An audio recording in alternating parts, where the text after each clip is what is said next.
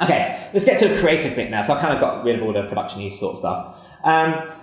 Communication's a big key, as I've already mentioned, and the way I communicate is I communicate through visuals. Coming from a compositor background, I like to visually show stuff. So these are some images that I knocked up, some of the stuff I took from the web, some stuff I took from films, and I'll just go in Photoshop and I'll mock stuff up. So, this is a composite of several elements I found and composited together. Very quick to do if you're a compositor. And even if you're not a compositor, pretty much, if you're an artist, you can use Photoshop to do basic A over B comps. And this pretty much set the mood of the movie. What sort of movie is this? And so that when I go and try and recruit talent or try to get people involved in the movie, I can talk about this is what the bike scene's gonna look like. This is the POV of the bike, which is the sync. This is the mission control room. This stuff helps. So do a lot of mood boards.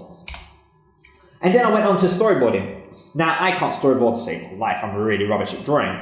I'll show you later my example drawings, which will come in useful. But what I did was I managed to get a friend called David Aria, who's this amazing storyboard artist. And I worked very closely with him to create these storyboards of key scenes. So you don't need to storyboard your entire movie, but I storyboarded key scenes. And those key scenes were quite important for me to then present it to actors, present it to, additional crew members, present it to places that I wanted to shoot at. And ask for a favor and to show them that, hey, this is the vision of the movie I have.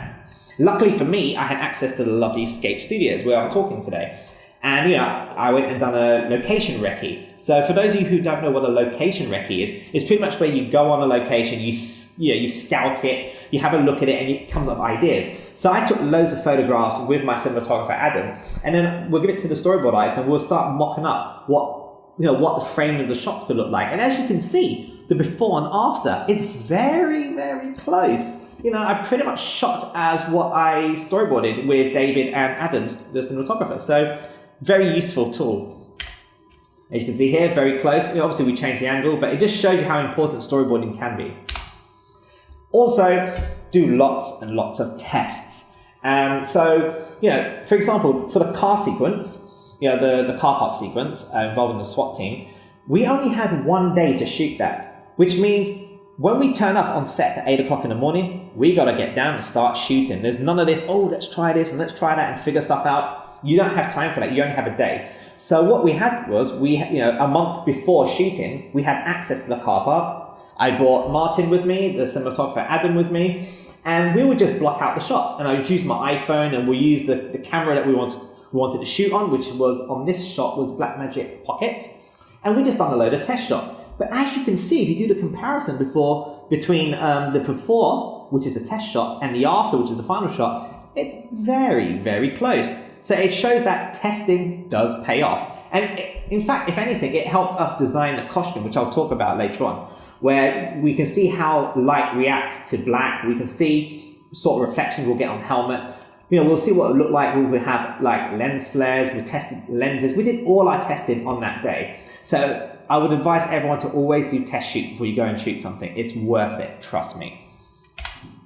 Okay, do you remember I was telling you I can't draw to save my life? Ta-da, there you go. This is an example of bad drawings. But look, joke aside, these are what you call hasgrams, okay? They're like my little diagrams.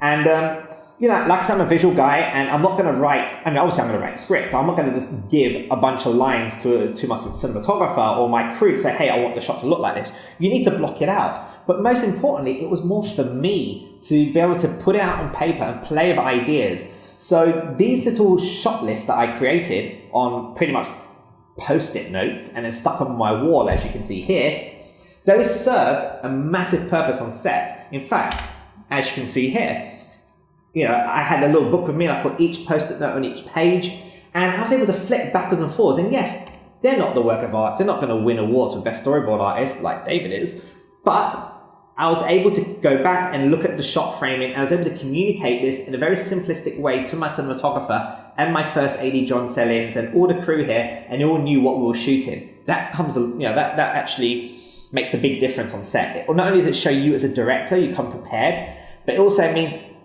I can stay sane. I can keep my sanity on set. And believe me, for those of you who do direct films or do shoot stuff, you know where I'm coming from. It can be extremely hectic. So you want to be able to be very calm and very organized. And doing these little thumbnails helped me a lot. Okay, next thing is previs. So for those of you who are familiar with previs, and for those of you who don't know from much about previs, previs can be done in any 3D app. You don't need to use Maya or 3D Max or whatever. So on this, obviously, I didn't have a license of Maya, and it's a short film. I'm not going to go and buy a license of Maya at the time before the subscription came in, which is a good idea now. So what David did was, and again, this is amazing that my storyboard artist does this, is he went into Google SketchUp. Yeah, so I know it's kind of like a bit shout out to Google here because I'm using Google Docs and now Google SketchUp. But the thing is, those tools are free, right? So you may as well use them. And the good thing about Google SketchUp was that you can download models of SWAT team, SWAT guys, vans, and build the room. Now here's the thing. Do you remember I was talking about going on location and doing a location recce? Well, when we went on location, Adam and myself measured the entire set. We took photographs and did some measurements of where we wanted to shoot.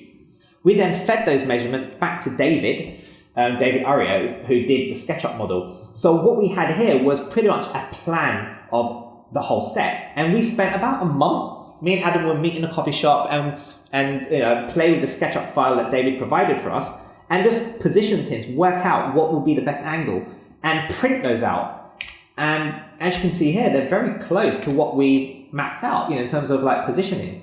Even the measurements are correct. This was incredibly helpful for us. I can't stress how important it was for us because, again, we turned up on set and we were prepped. We knew what we were shooting. We knew how we were going to shoot it. And it involves a lot of meetings between me and Adam at a local coffee shop or at each other's houses. And, with all the heads of departments, all the team members, we all knew what we were shooting. And that was very, very important. Wardrobe. So, the wardrobe doesn't usually get a lot of props, which is why I think it's nice to, give a big shout out to like Anna Sheldrick and Natasha, her lovely friend, who helped out on set. Anna Sheldrick does a lot of cosplay, so she's not really a costume designer at the time, but now she is, and very talented too. And what she did was, I worked very closely with her on creating a suit that fit the vision that I wanted, but also make sure it's comfortable for the actor. But here's the other thing also, I wanted to make sure it would work for visual effects. So as you can see in the picture here, Anna and Natasha were putting bullet holes in there. And we had to make sure we put those bullet holes after we've done all the shots where he hasn't been shot at yet, right, with bullets. But also those bullet holes served as tracking markers for us so that in visual effects, I could add sparks or smoke coming out. So I didn't need to put red tracking markers and paint them out afterwards. So it's worth thinking visual effects in mind while talking about, wardrobe or set design and stuff like that, because visual effects plays a big part in the whole entire filmmaking process. Okay. Oh, actually, you know what? Let me show you some videos. I'm sure you're a bit bored of my voice by now. So let me show you some videos on. Let's have a look. See if I've got anything to show you here. Let's have a look here. All right. So I'm just going to scroll through this because it might be a bit slow. I mean, this was how big our crew was. It wasn't even a big crew. And this is another advice I'll give everyone. Don't fill your set with crew if you don't need them to be there. So that's just an example of what we had. We just had the sound girl here. We had the SWAT team. We had Crash Matt. We had me, Adam, John. We had very, very skeleton crew, which is very useful. It means that we can shoot as much as we want.